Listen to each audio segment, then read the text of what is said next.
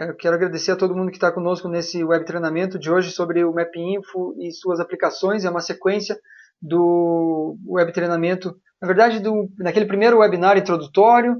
Depois a gente teve no anterior um treinamento para vocês conhecerem as funcionalidades, né, a interface do MapInfo e já começarem o seu aprendizado. E agora já a gente parte para as aplicações. No próximo a gente vai falar de WebGIS, né, aplicações na nuvem. Só antes de eu passar para o Fabiano, para o instrutor, dois rápidos lembretes.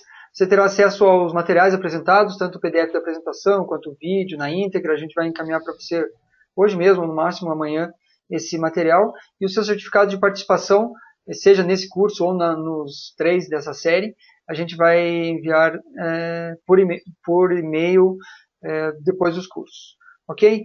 Então, era só isso que eu tinha para comentar. Eu vou passar no chat daqui a pouco o link para vocês baixarem, caso alguém não tenha baixado ainda, para baixarem os materiais, né, os dados e também a apostila desse curso de hoje.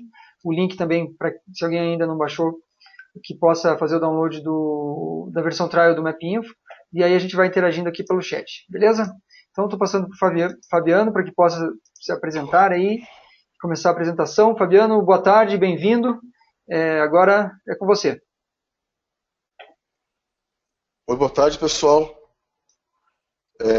Dando sequência, então, aqui ao nosso web treinamento sobre MapInfo,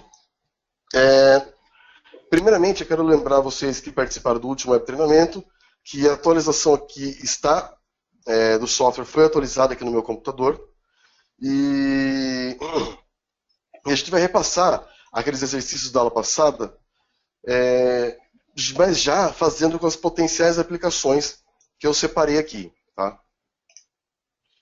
Bom, então, só para fazer um rápido lembrete do que a gente trabalhou, no conteúdo da aula de hoje, vamos só passar rapidamente de novo o conceito de GIS e do MapInfo, daí nós já vamos entrar na sequência, nas potenciais aplicações, os dados que serão utilizados, onde a gente consegue esses dados para cada aplicação. Vamos rever o processo de geocodificação, porque nessa versão nova tem algumas coisas diferentes. E vamos fechar, então, fazendo os mapas temáticos e layout. Ou seja, para toda aplicação, eu vou mostrar desde, então, a conceitualização teórica até como que eu gero um relatório. Um relatório incluindo um mapa, de repente uma tabela, alguma explicação. Bom, só para relembrar rapidamente aqui, o MapInfo é um GIS, né? Então, ele sempre vai trabalhar com esses conceitos de captura, armazenamento, consulta, análise, exibição e saída. Nesta aula de hoje, nós vamos trabalhar com todos eles, com exceção à captura de dados. Não, desculpe, nós vamos fazer sim a captura de dados, que vamos criar alguns pontos para servir de exemplo de como eu quero estudar um ponto específico em determinado local. Mas vamos mostrar todos esses conceitos novamente, aí agora apontando na versão nova dessa ferramenta. Lembrando que ele é um sistema desktop e na próxima aula nós vamos migrar dessa solução desktop para uma solução híbrida, no qual a gente vai pegar esses mapas que vamos trabalhar hoje e fazer publicações em WebGIS ou no celular, tá? Para compartilhar esses dados e esses mapas desse jeito. Mas a princípio, na aula de hoje, nós vamos nos limitar a publicar o mapa em PDF, tá? Ou, no caso, quem estiver ligado a uma impressora, poderá imprimir os mapas. Bom, relembrando sobre o MapInfo, né? Ele é um software GIS que foi desenvolvido pela Pitney Bowes. Ele serve para criação e edição de mapas, principalmente. Nós vamos falar também hoje bastante sobre geomarketing, análise locacional. Vou falar também sobre análise de criminalidade e saúde pública. Então, vou dar alguns exemplos dessas aplicações usando o MapInfo, que é o que nós vamos falar agora. Bom, eu quero dar foco em 3 grandes aplicações. Tá? A primeira delas é esse famoso mapa do Dr. John Snow. Para quem não conhece esse mapa, consideram esse mapa, na verdade, ou esse trabalho que foi desenvolvido pelo Dr. John Snow, como o princípio do sistema de informações geográficas. Tá? O princípio da análise espacial. Esse doutor ele viveu na Inglaterra, se não me engano, no século XVIII, no qual a Inglaterra estava passando por um surto de cólera. Na ocasião, eles não sabiam como a doença era transmitida. Não sabiam se isso era transmitido pela água, pelo ar, pelo contato. Não sabiam. E o Dr. John Snow ele tinha uma hipótese. A hipótese que a água insalobra ela transmitiria a doença.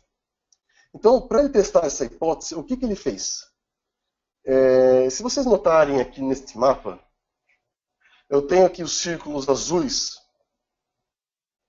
que são os poços, onde a população ia pegar água para o consumo. Tanto para beber, para lavar roupa, enfim. Como existia saneamento nessa época, a água do consumo era retirada de poços como esses. Só que o que acontecia? As condições de higiene nessa época eram muito precárias. Então o esgoto corria a céu aberto, existiam fossas, lixo pela rua e toda a imundície possível. E alguns desses poços estavam próximos, inclusive, a fossas ou até locais de despejo de lixo. Então, o que o Dr. John Snow fez? Ele primeiramente mapeou e localizou os poços no mapa aí da cidade. Principalmente no distrito onde estava ocorrendo o maior número de incidência dessa doença, da cólera. O que está em vermelho, que aparece em vermelho nesse mapa, esses quadradinhos vermelhos, são as casas onde tiveram pessoas com a cólera constatada, onde teve a doença diagnosticada. Então ele mapeou todas as casas com incidência de cólera. Tá?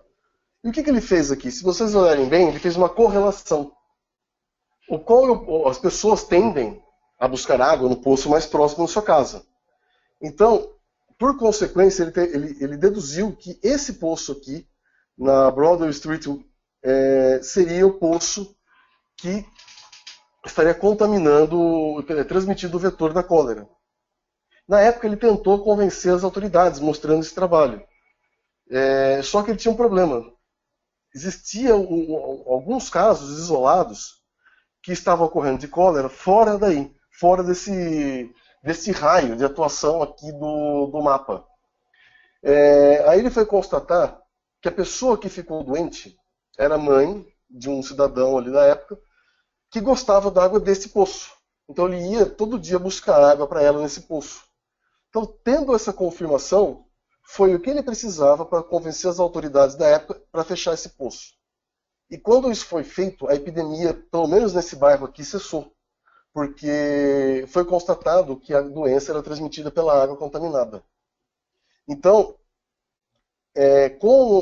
com a análise espacial por proximidade, ele conseguiu identificar esse caso de saúde pública. Tá? Isso vale também para todos os outros vetores que transmitem doença. Por exemplo, o que está na moda agora, infelizmente, que é a dengue, a chikungunya e agora o Zika vírus, que transmitido todos pelo mesmo vetor. As análises não são muito diferentes dessas daqui. Você vai identificar as ocorrências, né, as pessoas diagnosticadas com alguma dessas três doenças, e você vai correlacionar com os focos com os criadores do mosquito. Existendo essa correlação, posso usar essa mesma analogia aqui. Os pontos em azul poderiam ser os criadores que foram identificados pela equipe de vigilância sanitária. Aqui foi identificado a larva, etc. E eu posso começar a correlacionar com os casos. O mosquito da dengue ele tem uma particularidade, né? No caso aqui as pessoas iam buscar a água no poço. Já esse mosquito ele tem um raio de alcance de aproximadamente 100 metros a partir do vetor. Então, se eu tenho ali uma área que esteja um foco de criador que foi identificado, pode ter certeza que ele pode cobrir aquela área por 100 metros. É claro que se tiver edificações, alguns outros obstáculos, esse raio pode ser reduzido. Mas, a princípio, é adotado o critério de 100 metros a partir do criador. Então, eu já tive a oportunidade de trabalhar no ano de 2003 para a Prefeitura de Campinas, no qual eu dei um treinamento na ocasião lá de um outro software, e, e os casos eram mapeados dessa forma. Os criadores versus o endereço das pessoas que ficaram doentes. E nisso, eles conseguiam direcionar a força-tarefa para a limpeza e para a remoção dos criadores. Aí vocês vão ver mais adiante que os dados eles vão ser iguais, serão os mesmos dados, tanto para a saúde pública quanto para as outras aplicações. O que vai mudar são as metodologias de análise espacial. Mas sempre você vai partir da seguinte informação: a localização do vetor, a localização das pessoas que ficaram contaminadas.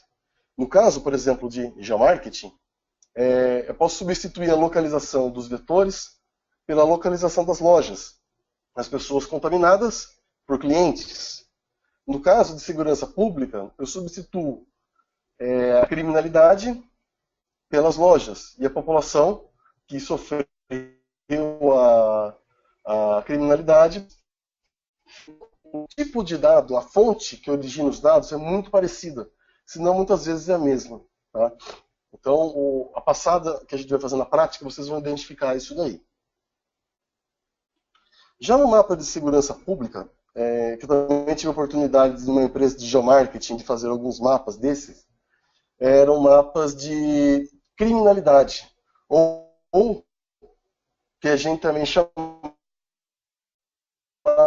de mapa do medo. Aplicações que vão desde do policiamento ostensivo, ou seja, é a polícia militar nesse caso, fazendo a ronda nos bairros onde está ocorrendo o maior índice de criminalidade, intensificando a ronda ali. Posso utilizar esses mapas para investigações criminais, no caso da Polícia Civil, e tentar coibir esse tipo de criminalidade, dependendo do que for. Nesse caso aqui, o tipo de criminalidade é roubo e furto de veículo. Então, eu posso estudar o motivo dessa ocorrência. E também, que é muito utilizado por empresas de seguro. Identificar, por exemplo, no caso eram seguros de automóvel e seguros residenciais. Então, no caso do seguro automóvel, um mapa como esse daqui já me diz muita coisa. Os bairros aí que estão na cor preta, destacando aí o Jaguaré, que eu não consigo ver aqui, mas ao lado da Moca, são os bairros que têm o maior índice de roubo de veículo. Consequentemente, o seguro vai ser mais caro para quem mora aí, ou para quem trabalha aí. Por isso que as seguradoras sempre pedem o CEP da residência e se você usa o carro para trabalhar e qual o CEP do seu trabalho. Porque eles vão fazer uma análise de risco. Se você mora numa área de risco como essas, obviamente o seguro vai ficar mais caro. E para residencial a mesma coisa. É utilizado ali a roubos e furtos a residências no local de roubos e furtos a veículos, para considerar o valor da apólice de seguros. Tá? Porém, infelizmente, aqui no Brasil, apesar de nós termos uma boa estatística de criminalidade, essas informações não são aplicadas pelas autoridades. Então, as pessoas... É muito comum, sabe, falar assim, todo mundo sabe onde está a bica, a biqueira lá das drogas, onde vende cocaína, onde vende maconha, assim por diante. Todo mundo sabe. Gozaram que a polícia não. Na verdade, eles sabem, mas eles não aplicam essas informações. Em outros países onde a segurança pública é levada mais séria, até a contagem de policiais que vão passar, a frequência com que as viaturas vão circular pela rua, ela é estabelecida a partir de análises com mapas como esses daqui. Inclusive, também já trabalhei já dei treinamento para policiais, tanto civis quanto militares, e guardas municipais. Eles sabem dessa estatística, mas muitas vezes os comandantes, ou até mesmo quem comanda toda a polícia, faz vista grossa para esse tipo de coisa. Quem viu Tropa de Elite, se não me engano foi o Tropa de Elite 1, eu não lembro o nome deles agora, um deles estava quando eles estavam como aspirantes, ele fez todos os mapas de criminalidade. Ele foi lá mapeando, etc. E chegou a uma estatística, puxa vida, esse bairro que está tendo uma série de homicídios. E o comandante que tomava conta daquele bairro no filme falou, não, você tem que dar um jeito nisso. Tem que diminuir, senão você vai me fuder. Ele falou assim no filme. E aí mostrou uma cena que ele, por exemplo, matava o bandido e ele jogava o corpo no bairro do lado, que era problema de um outro comandante. Então é um tipo de situação que a gente vive aqui.